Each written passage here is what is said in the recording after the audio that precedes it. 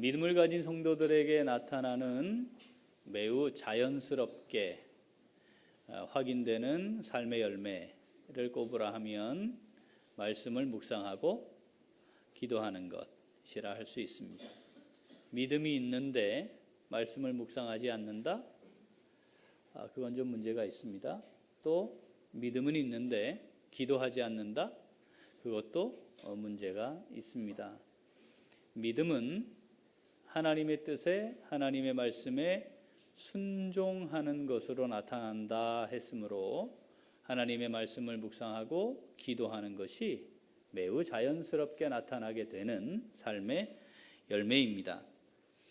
우리는 제자들이 주님의 승천하신 이후에 주님의 말씀에 따라 순종하는 삶이 어떠했는가 본문을 통해서 여러 차례 살피고 있습니다. 그 중에 지금 우리는 어떻게 순종했는가에 믿음의 기도가 어떠했는지를 함께 말씀을 나누고 있습니다.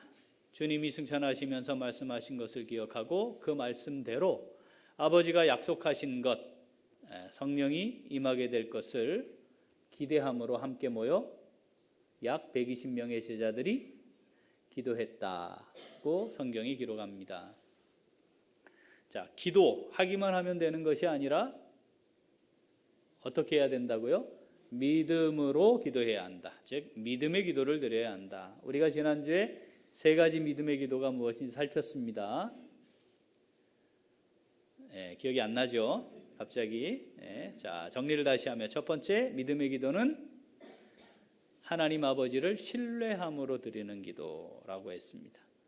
하나님은 내게 언제나 가장 좋은 것을 주시는 아버지이심을, 나를 사랑하시는 분이심을, 그리고 나를 꼭 기억하고 내 목소리를 들어주실 것임을 신뢰함으로 기도해야 한다 했습니다. 그게 믿음의 기도다. 또 하나, 믿음의 기도는 아버지와 뭐 하는 거라고요?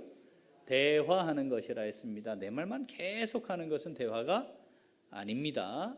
아버지의 말을 들어야 합니다. 자, 우리의 말을 아버지께 말씀드리면 아버지 하나님도 말씀하시는데 우리가 말씀을 드릴 때 반응을 하세요. 그걸 뭐라고 한다고요? 응답. 모든 기도에는 응답하신다. 자, 응답의 종류가 있다고 그랬어요. 알았다. 그래. 아니, 안 된다. 알았어. 근데 좀 기다려. 그래서 모든 기도는 다 응답 받는다 했습니다. 또 하나, 믿음의 기도는 하나님의 뜻을 구하고 확인된 하나님의 뜻에 내 뜻을 굴복시키는 것, 그것이 믿음의 기도다라고 했습니다. 자, 오늘은 본문을 통해서 믿음의 기도가 어떠한지 말씀을 함께 다시 나누려고 합니다. 자, 오늘 본문을 보면 예수님의 어머니 마리아를 비롯해 여러 여자들과 그리고 유다를 뺀 11명의 사도들이 함께 모여서 기도했는데 오늘 14절을 보면 이렇게 기록하고 있어요. 마음을 같이 하여 오로지 기도에 힘쓰더라. 어떻게 해요? 마음을 같이 하여 오로지. 자, 마음을 같이 했다. 이 말은 같은 마음으로 기도했다는 거죠. 자, 믿음의 기도는 같은 마음을 가지고 함께 기도하는 겁니다.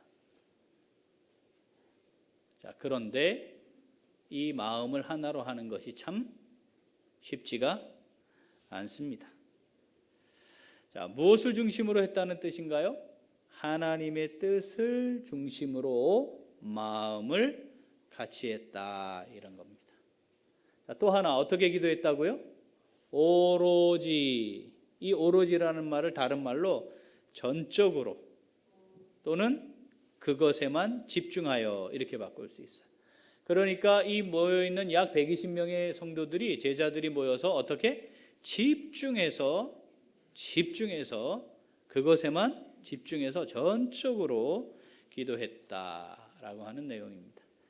자, 믿음의 기도는 마음을 같이 하여 드리는 기도이고 오로지 기도에 힘쓰는 것이라 할 수 있겠습니다. 오늘은 마음을 같이 했다라고 하는 것을 가지고 믿음의 기도가 어떠한지 오늘 우리에게 주시는 하나님의 음성을 함께 듣고자 합니다.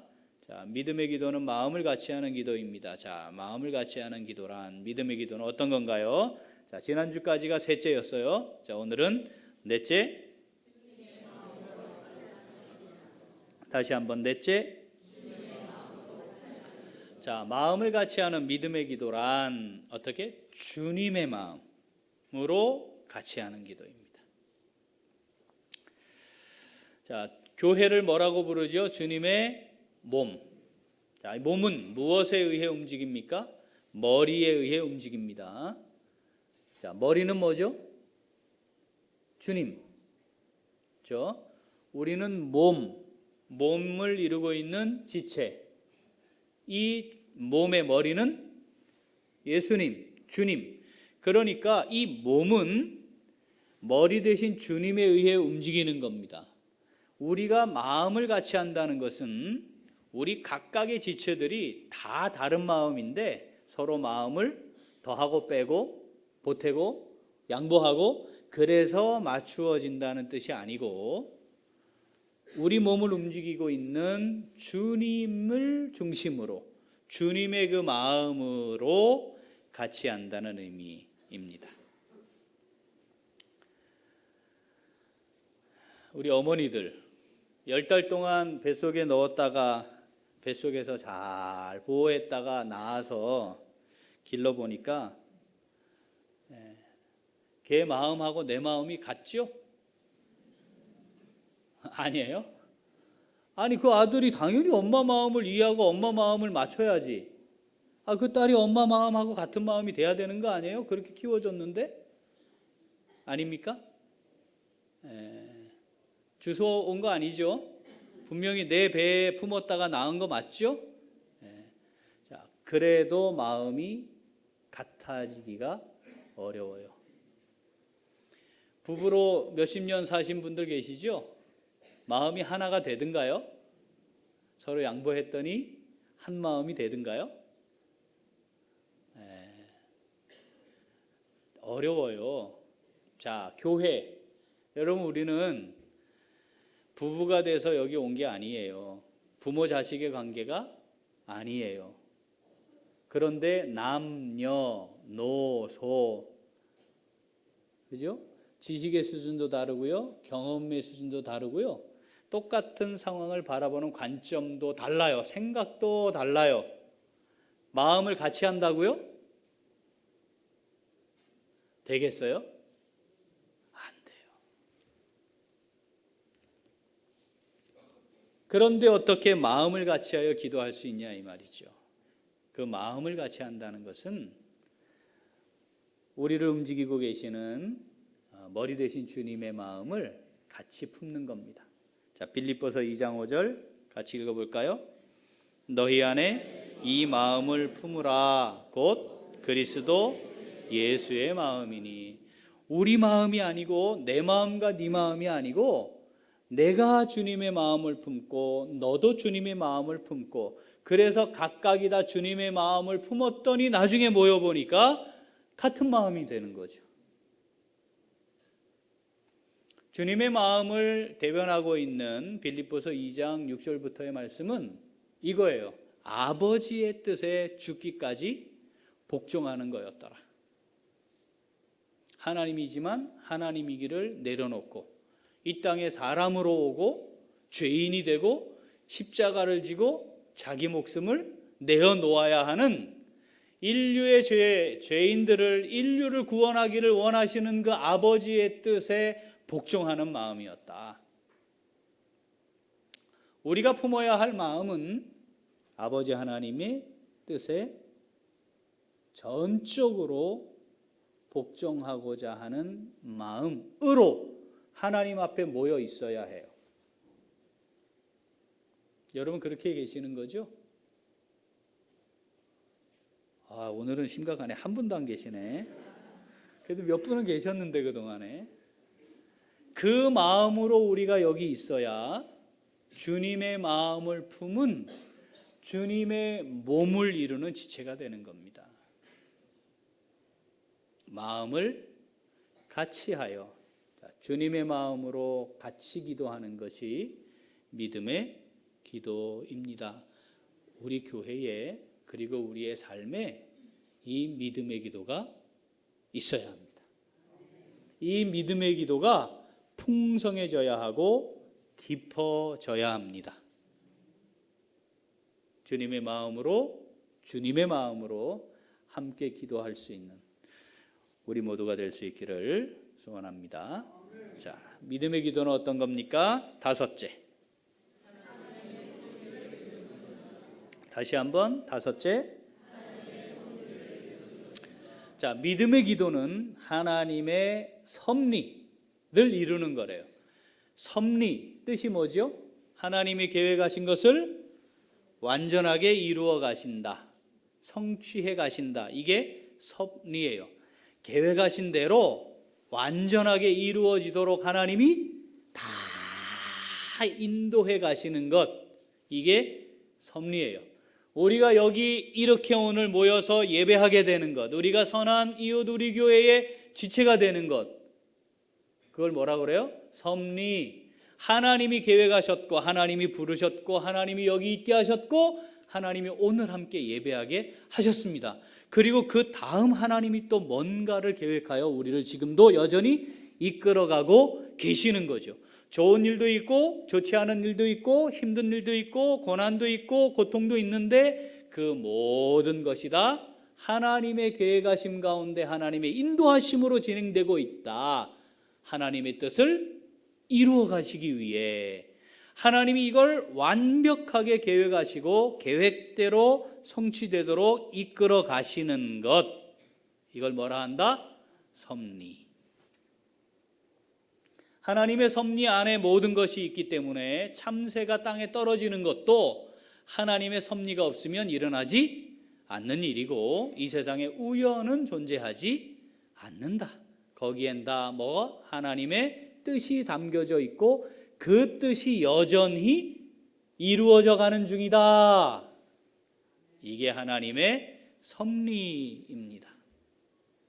자, 믿음의 기도는 이 하나님의 뜻을 발견하고 이 뜻을 이루어 가는데 기도하는 것이므로 그 뜻을 구하는 것이므로 하나님의 섭리를 이루어 가는 기도가 되는 겁니다. 위기의 때에 한나는 믿음으로 기도하여 사무엘을 얻었습니다. 이런 거죠. 다니엘의 기도를 통해 하나님은 하나님의 위대한 역사를 이루어 가셨습니다. 포로로 잡혀간 것도 하나님의 섭리요, 그곳에서 하나님이 주시는 계시를 보는 것도 하나님의 섭리고 그가 총리가 되는 것도 하나님의 섭리죠. 요셉이 형들에게 미움을 받아서 팔려가야 되고 그런데 그 팔려간 것이 애굽이고 거기서 노예살이를 하고 종이 되었다가 감옥에 갔고 그런데 그를 통해 총리가 되게 해서 이스라엘이 애굽으로 내려가게 되고 그래서 400년 동안 괴롭힘을 받아야 하는, 자, 이 모든 하나님의 계획이 진행되고 있는 거죠. 그렇죠? 이게 섭리예요. 믿음의 기도는 하나님의 섭리에 초점을 맞추고 그 하나님의 섭리를 이루어 드리는 기도를 하게 되는 겁니다. 자, 하나님의 뜻은 우리의 뜻과 근본적으로 달라요. 그래서 성경을 보면 하나님의 생각은 우리의 생각과 달라요. 하나님의 길은 우리의 길과 근본적으로 달라요. 내 뜻이 중심이 되어 있으면 하나님이 어떻게 이 과정들을 이끌어 가시는가에 초점을 맞추기가 어렵습니다. 눈에 보이는 것만 보게 되죠. 그런데 그 눈에 보이는 지금 내가 맞닥뜨리고 있는 상황 이면에는 뭐가 있어요? 하나님의 섭리가 있는 거죠. 자, 성경에 많은 사건들이 있는데 오늘은 아브라함과 관련된 내용으로 이 하나님의 섭리를 이루는 기도가 뭔가를 한번 살펴보려고 합니다. 자, 아브라함이 하나님의 부르심을 받아서 75세에 가나안 땅을 향해 오잖아요. 그렇죠? 그곳에 와서 하나님 약속대로 이삭을 얻었습니다. 아브라함의 마음에 심겨진 게 있어요. 그게 뭐냐면 내가 너로 내 언약의 백성을 세우리라, 민족을 세우리라, 너의 후손은 언약의 후손이 될 것이다 였습니다. 아브라함이 나이를 많이 먹었습니다. 175세에 죽으니까 하나님 부르심을 받고 100년이 지나요. 시간상으로. 자, 죽을 날이 가까워졌는데 이삭을 장가를 보내야 돼요. 그런데 아브라함이 그때 무슨 생각을 하냐면 이 가나안 땅에 있는 여인이 아닌 하나님의 약속된 후손을 이을 여자를 취해야 되겠다. 그를 며느리로 아들 이삭의 아내로 삼아야 되겠다는 생각을 합니다. 뭐가 그 마음에 있는 거예요 지금? 하나님의 약속.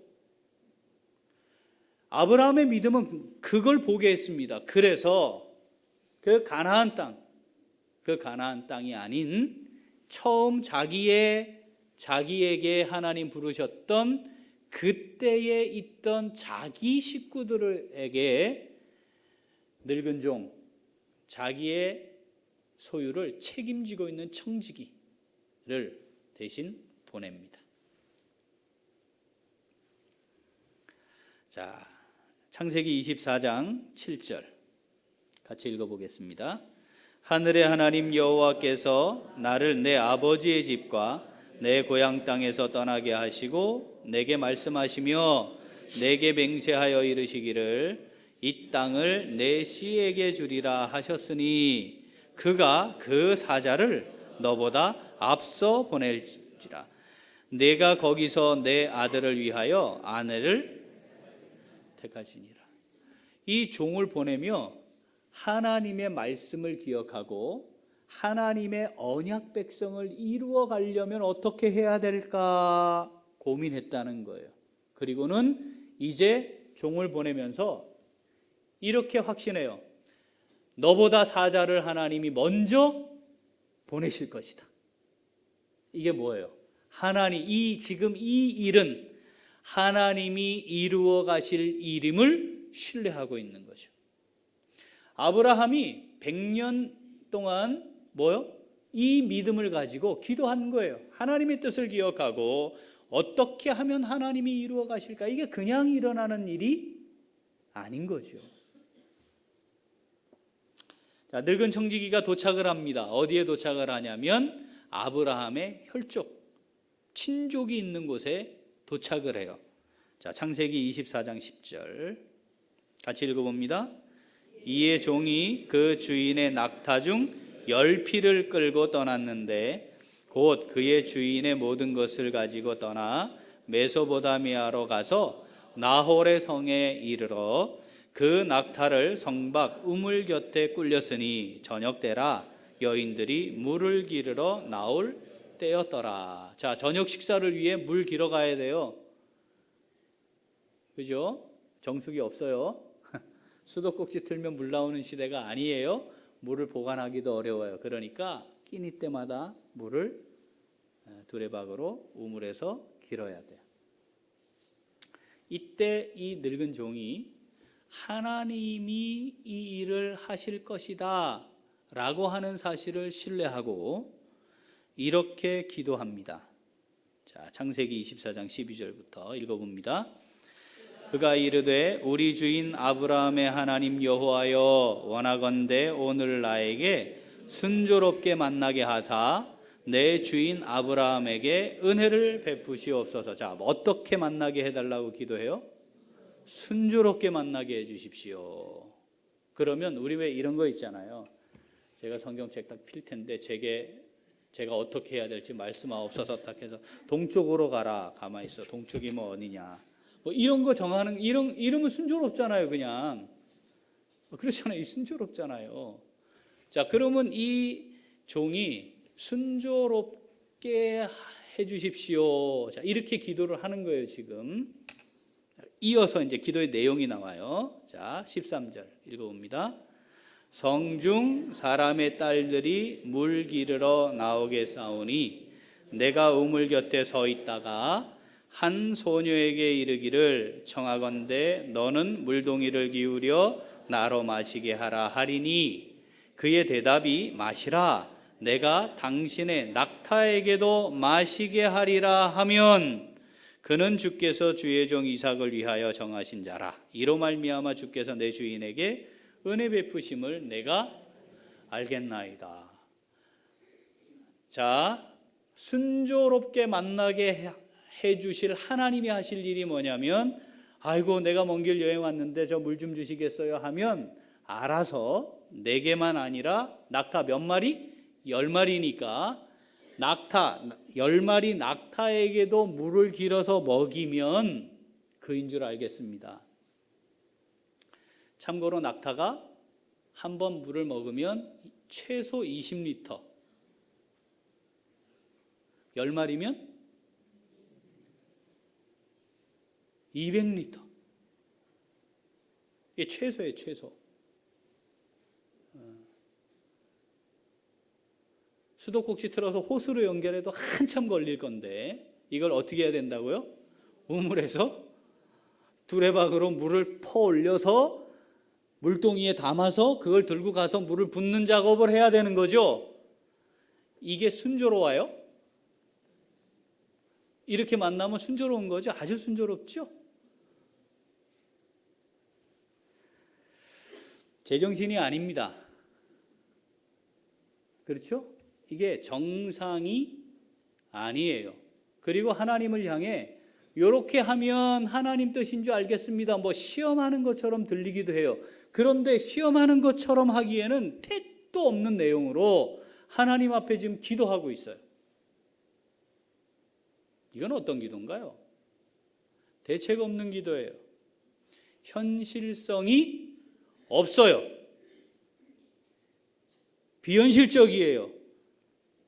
이성적이지 않아요. 말도 안 되는 거예요. 그런데 이 14절을 기록한 후 15절 이렇게 기록을 합니다. 읽어볼까요? 15절 말을 마치기도 전에 리브가가 물동이를 어깨에 메고 나오니 그는 아브라함의 동생 나홀의 아내 밀가의 아들 브두엘의 소생이라. 자, 말을 마치기도 전에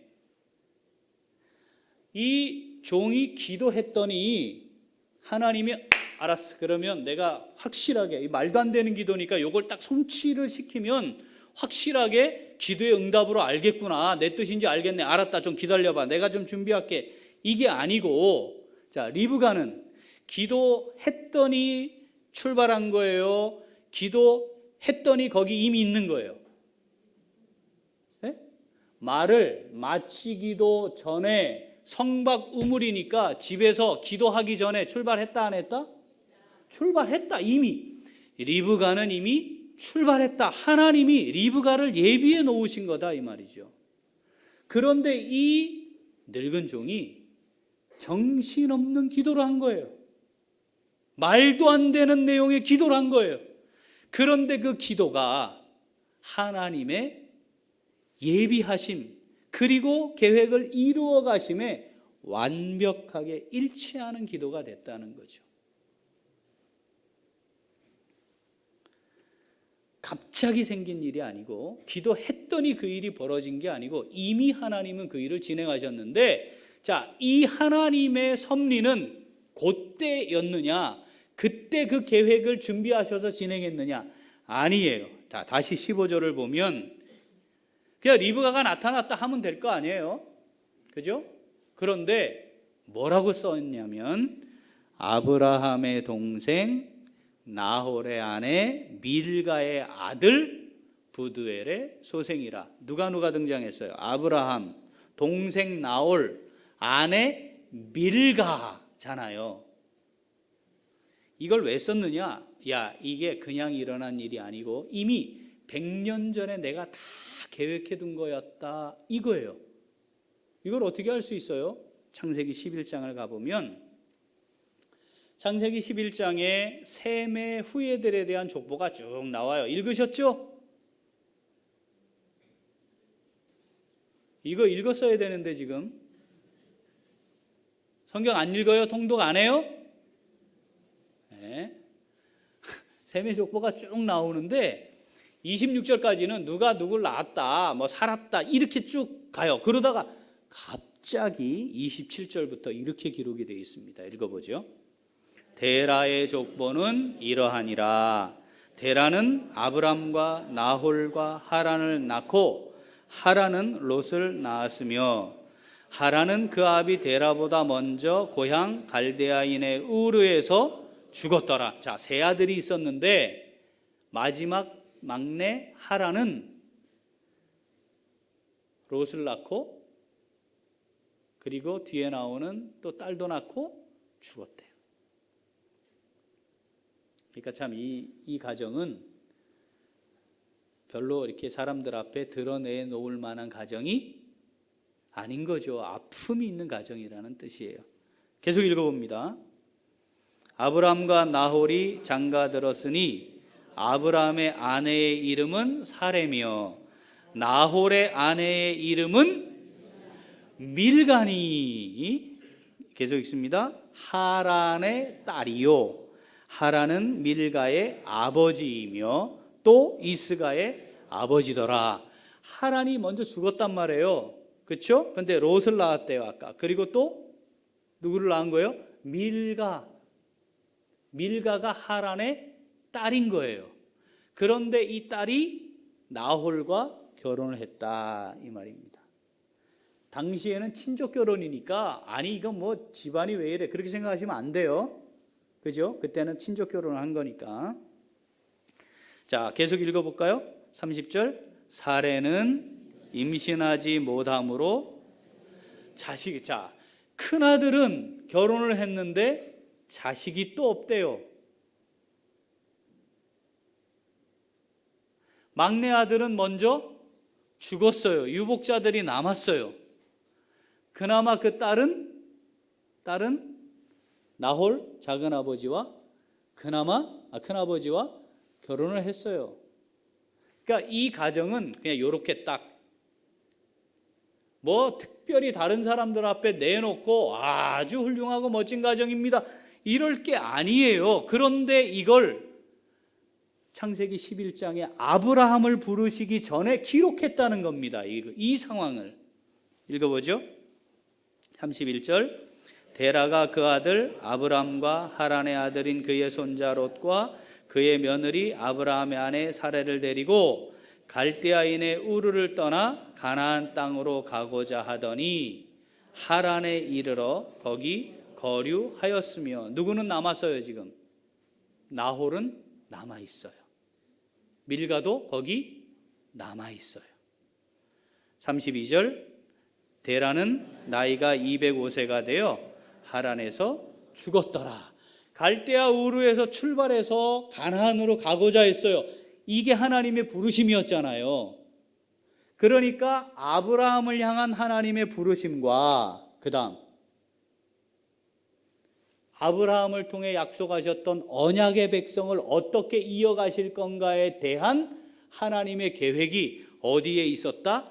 나홀에게 있었다. 이미 그 상태에서 하나님이 아브라함을 12장에 부르신 거예요.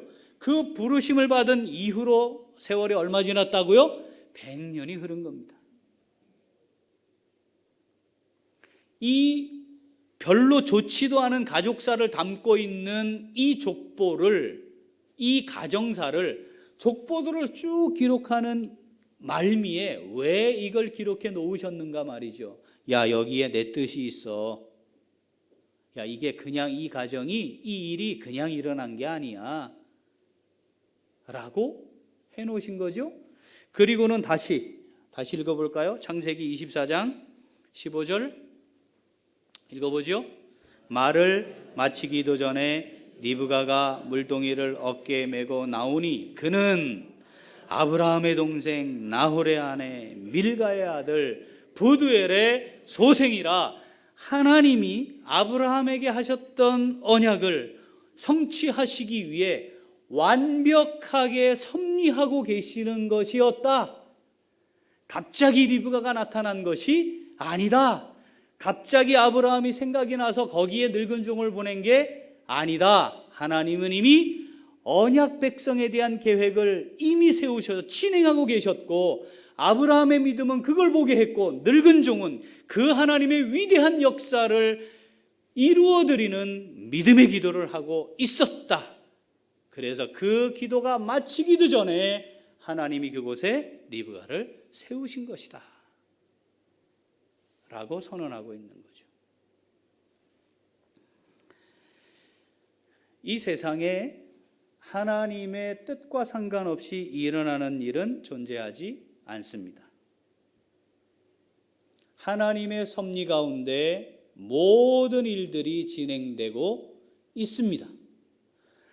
하나님이 무엇을 이루시려고, 하나님의 뜻은 무엇이기에 하나님이 지금 이렇게 하신 걸까를 살피는 것이 하나님의 뜻을 살피는 것이고, 그렇게 하나님의 뜻을 살피는 기도는 하나님의 섭리를 이루어드리는 기도가 됩니다. 기도하십니까? 기도해야 합니다.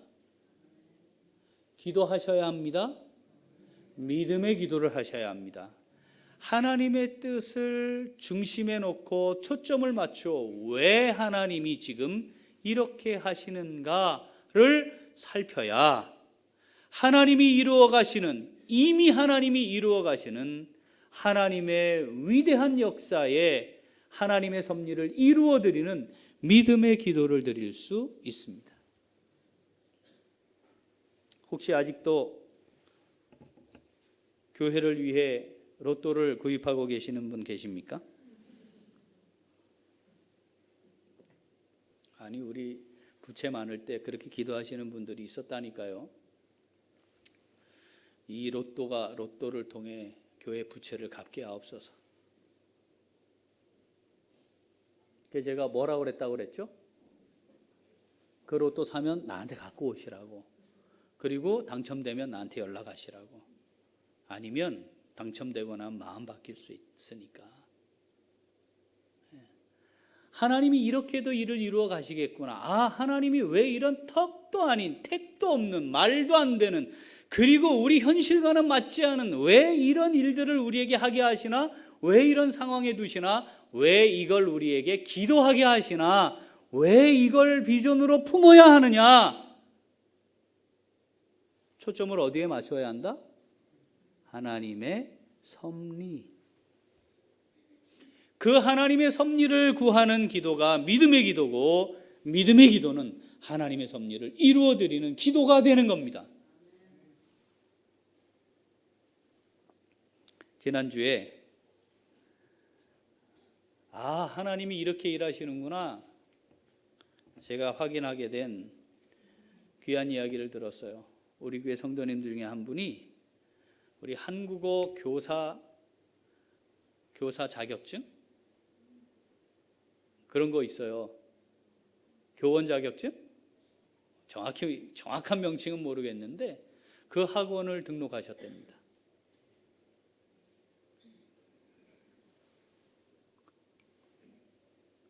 참고로 그분은 문과가 아니에요. 그러니까 국어 자격증을 가질 이유도 없고, 지금 하는 그 일은 그게 필요하지도 않고, 그걸 잘 하지 못하는 분일 것 같기도 해요. 문과가 아니니까. 그런데 시작했대요. 하나님이 하실 일이 뭘까? 하나님은 어떤 일을 하기를 원하시는가? 지금 하나님은 어떤 일들을 이루어가고 계시는가? 어떻게 진행하고 있는가? 믿음으로 보아야 이게 보입니다. 믿음으로 말미암지 않고는 이걸 볼 수가 없어요. 하나님이 내 인생을 통해 정말 뭘 하고 싶어 하시나? 여러분, 이걸 보아야 합니다. 하나님 보여주십시오. 기도해야 합니다. 하나님 준비하며 살게 하십시오. 기도해야 합니다. 하나님 원하실 때 전적으로 나의 삶을 드리게 하십시오. 기도해야 합니다. 이것이 믿음의 기도입니다. 그 믿음의 기도는 하나님의 섭리를 이루어가는 기도가 될 것이고, 하나님의 때에 100년이 흐른 지점이지만 그런데 하나님의 위대한 일을 하나님이 이루어 가시는 것을 보았고 그 하나님의 뜻을 성취하는 기도를 드렸다는 겁니다. 기도해야 합니다. 기도합시다. 기도하지 않으면서 하나님에 대해 말하는 건 거짓말이에요. 말씀을 묵상하지 않으면서 하나님을 이야기하는 거 거짓말입니다. 기도해야 합니다. 어떤 기도를 해야 해요? 믿음의 기도를 해야 합니다. 창세기 24장 48절 같이 읽습니다. 내 주인 아브라함의 하나님 여호와께서 나를 바른 길로 인도하사 나의 주인의 동생의 딸을 그의 아들을 위하여 택하게 하셨으므로 내가 머리를 숙여 그에게 경배하고 찬송하였나이다. 아멘. 하나님의 섭리를 이루어드리는 믿음의 기도의 끝은 하나님께 경배하며 찬송하는 겁니다. 하나님의 뜻이 실현되는 것을 바라보게 되고 그것을 놓고 하나님을 향하여 경배하며 찬송하게 되는 것이죠. 우리의 인생은 하나님이 하신 일을 바라보고 경배하고 찬송하는 인생이어야 합니다. 그것을 경험하게 하는 것이 믿음의 기도입니다. 바른 길로 인도하시는 하나님의 뜻을 멋지게 이루어드리는 그 삶을 살아가는 길로 인도하시는 하나님, 나의 능력이 아니라 나의 힘이 아니라 내가 가진 지식이 아니라 내가 가진 소유가 아니라 하나님이 하나님의 능력으로 하시는 것을 바라보게 하는 믿음, 그 믿음으로 기도하여서 주님의 마음을 품고 함께 기도하고 하나님이 이루어 가시는 멋지고 위대한 일에 아름다운 하나님의 일하심을 바라보고 그 섭리를 이루어드려 하나님을 기쁘시게 하며 하나님의 이름을 높이는 복된 삶 다 함께 누려갈 수 있기를 소원합니다. 기도하겠습니다.